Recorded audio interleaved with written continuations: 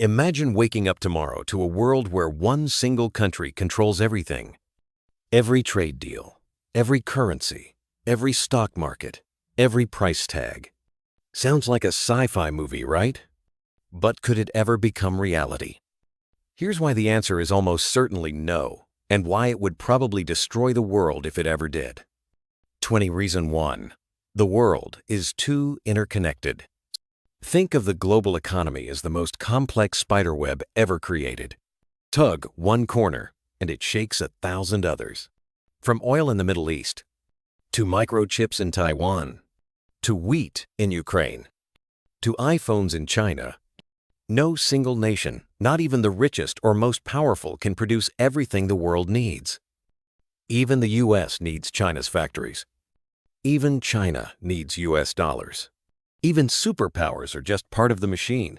Reason 2. Power is shared whether you like it or not.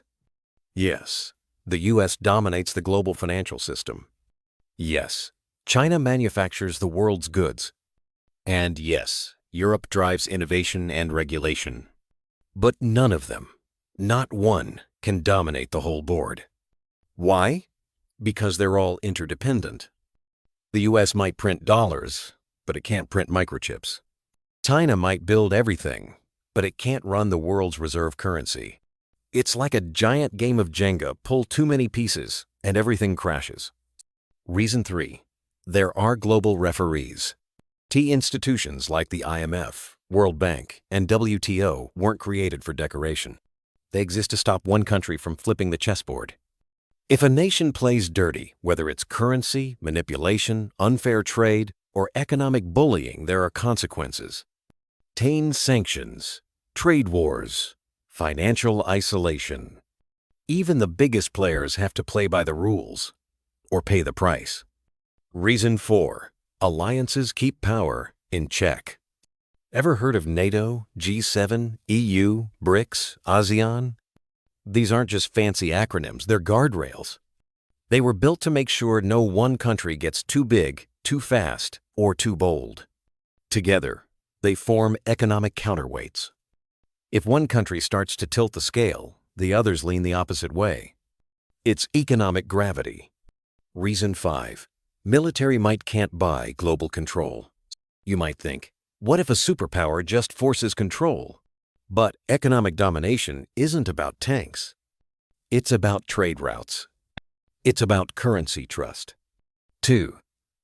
It's about oil, labor, data, and belief. Even if you conquered nations physically, you'd still need their trust to make the economy run. And trust? You can't buy it with bullets. You earn it with stability. Reason 6. Trust is fragile and everything depends on it. Here's the real kicker. Even if one country somehow tricked or forced the world into submission, it wouldn't last. Why?